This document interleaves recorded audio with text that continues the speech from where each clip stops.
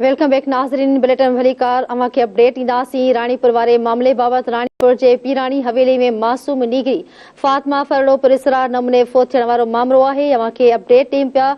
DIG Sukkur गफ़लत जे इल्ज़ाम में राणीपुर थाणे जे वॾे मुंशी मोहम्मद खान शेख खे मुअत्तल करे गिरफ़्तार कराए छॾियो आहे।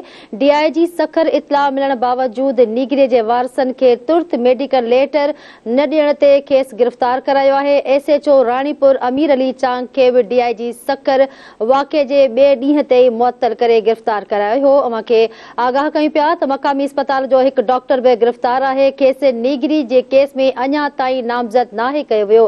फॉरेंसिक टीम राणीपुर पहुची शाहिदियूं गॾु कयूं। हवेली में मौजूद सभिनी माण्हुनि जा बि फिंगर प्रिंट्स वरिता विया आहिनि।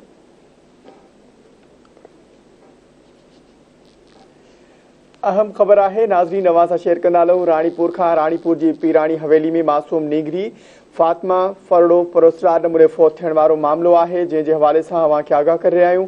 डीआईजी सखर गफ़लत जे इल्ज़ाम में राणीपुर थाणे जे वॾे मुंशी मोहम्मद खान शेख खे मुअत्तल करे गिरफ़्तार कराए छॾियो आहे। डीआईजी सखर इतला मिलण बावजूद नीगरी जे वारसनि खे तुर्त मेडिकल लेटर न ॾियण ते खेसि गिरफ़्तार करायो। एसएचओ राणीपुर अमीर अली चांग खे डीआईजी सखर वाक़े जे ॿिए ॾींहं ते मुअत्तल करे गिरफ़्तार करायो हो। अवां खे नाज़रीन अहम ख़बर के हवाले से वधीक आगाह कंदा हलूं तो मक़ामी अस्पताल जो एक डॉक्टर भी गिरफ़्तार है। खेसि नीगरी के केस में अञा ताईं नामज़द नाहे कयो वियो। फॉरेंसिक टीम राणीपुर पहुची शाहिदियूं गॾु कयूं। हवेली में मौजूद सभिनी माण्हुनि जा फिंगर प्रिंट वरिता विया आहिनि। जी नाज़रीन अवां खे अपडेट ॾियूं पिया। राणीपुर वारे मामले बाबति आगाह करे रहिया आहियूं। डीआईजी सखर गफ़लत जे इल्ज़ाम में राणीपुर थाणे जे वॾे मुंशी मोहम्मद खान शेख खे मुअत्तल करे गिरफ़्तार करायो आहे। इन जा वधीक छा अपडेट्स आहिनि? धरती टीवी न्यूज़ जो रिपोर्टर अजीब लाखो लाइन ते मौजूद आहे। अजीब लाखो, हिन वक़्तु छा सूरतहाल आहे, आगाह कजो। जी मां तव्हांखे ॿुधाईंदो हलां त राणीपुर में फातिमा फरड़ो वाक़ियो जेको हुयो ॾुखोईंदड़ हुयो, उनजो डीआईजी सखर सख़्तु नोटिस वरितो हुयो ऐं उन जूं जुदा जुदा हिकिड़ियूं कमेटियूं ऐं जांच कमेटियूं डीआईजी सखर तश्कील ॾिनियूं आहिनि, जंहिंमें जेकी पुलिस ऑफिसर हुया जिन कोताही कई खून खे लिकाइण जहिड़ो संगीन ॾोह कयो, उन में एसएचओ राणीपुर जेको आहे अमीर अली चांग उहो त अॻु ई गिरफ़्तार थियलु हुयो। उनखे बचाइण लाइ वचन कया पिया वञनि ऐं उनखे बचाइण लाइ कोशिशूं वरितियूं पियूं वञनि, पर डीआईजी सखर जेको आहे सख़्तु नोटिस वठंदे वॾो मुंशी जेको राणीपुर थाणे जो मोहम्मद खान शेख उनखे गिरफ़्तार कराए छॾियो आहे। उन ते इहो इल्ज़ाम आहे त जॾहिं थाणे ते इतलाउ मिलियो त हीउ वाक़ियो पेश आयो आहे ऐं फातिमा फरड़ो जेको आहे उहा मरी चुकी आहे, अफद शाह जे बंगले में क़तल थी चुकी आहे, त पोइ एम्बुलेंस रूरल हेल्थ सेंटर मां आई, पीरनि जे हवेलीअ तां नीगरीअ खे खयो, पुलिस छा पई करे, एसएचओ जो किरदारु कहिड़ो हुयो, वॾे मुंशी जो किरदारु कहिड़ो, उहे छा पिया कनि। उन ते डीआईजी सखर वॾे मुंशी खे बि गिरफ़्तार कराए वरितो आहे ऐं डीआईजी सखर जावेद सुवारे जिसकानी जो इहो बि चवणु आहे त इन्हनि जेको ॾोह कयो आहे 201 जो, उहो इन ई केस में तफ़्तीश में इन्हनि खे शामिल कंदासीं। कंहिंसां बि का रिआयत न थींदी। ॾुखोईंदड़ वाक़ियो आहे, मुंहिंजी दिलि झुरी पई आहे। ठीक है अजीब लाखो, इहो ॿुधाईंदा हलो त मक़ामी अस्पताल जो हिकु डॉक्टर बि त गिरफ़्तार कयो वियो, उनखे केस में हिन वक़्त ताईं नामज़द न कयो आहे। अवां वटि इन जे हवाले सां छा तफ़सील आहिनि? डॉक्टर फता मेमुन ऐं एसएचओ गॾु ई वारियल आहिनि, उहे राणीपुर थाणे ते मौजूदु आहिनि।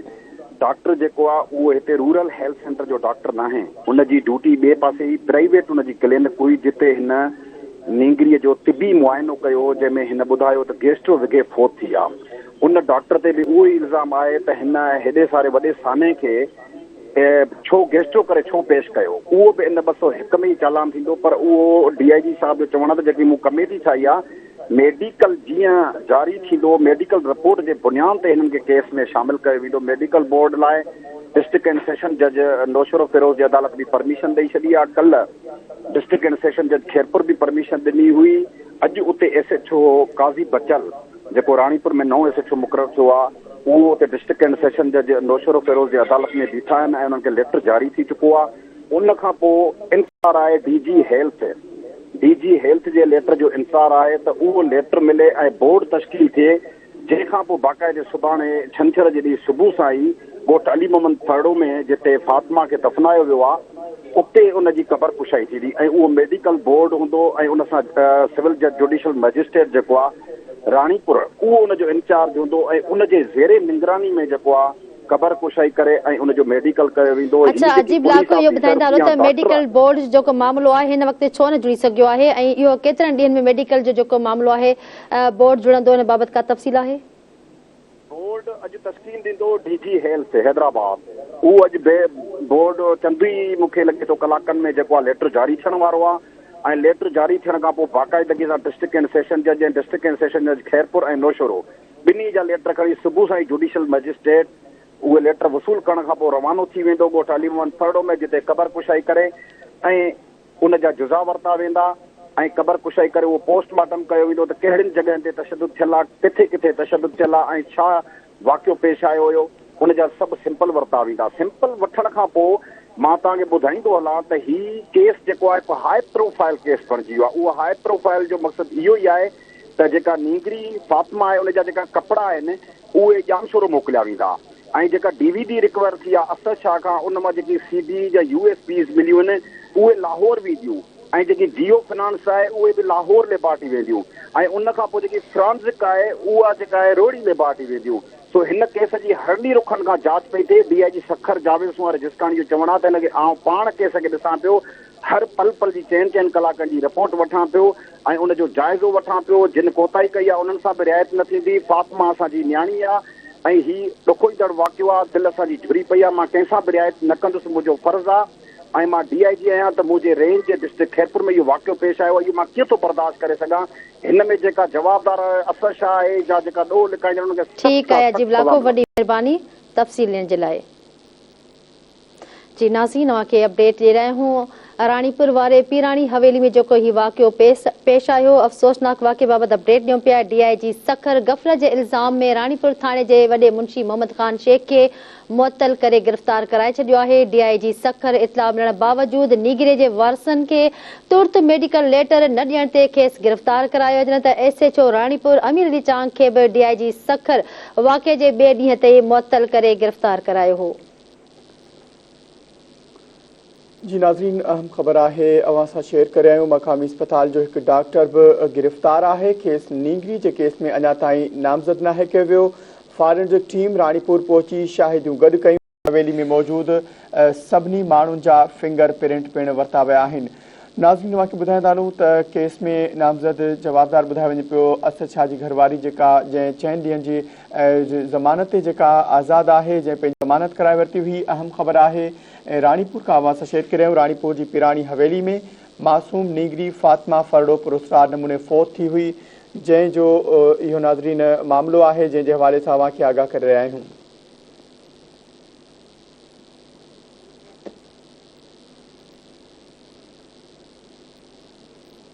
नाज़रीन, हवाले सां वधीक तफ़सीलात कुनासी खानवान खां धरती टीवी जे रिपोर्टर अलाह बख़्श असां सां लाइन ते मौजूदु आहे। जी अलाह बख़्श, आगाह कजो, छा तफ़सील आहिनि इन हवाले सां?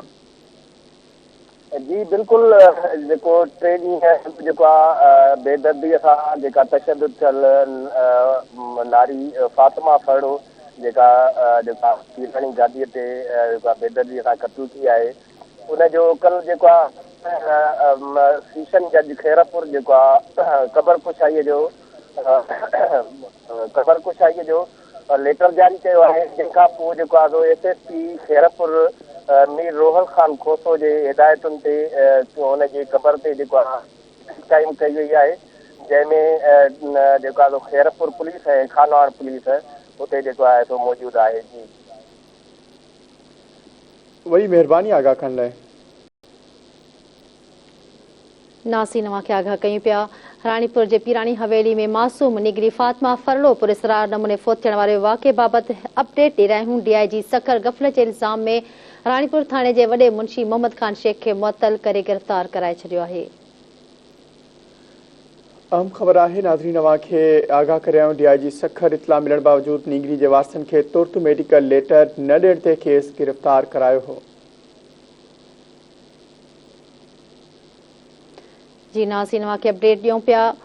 SHO राणीपुर अमीर अली चांग खे DIG सखर वाक़े जे ॿिए ॾींहं ते मुअत्तल करे गिरफ़्तार करायो हो। मक़ामी अस्पताल जो हिकु डॉक्टर बि गिरफ़्तार आहे। खेसि नीगरे जे केस में हिन वक़्त ताईं नामज़द नाहे कयो वियो।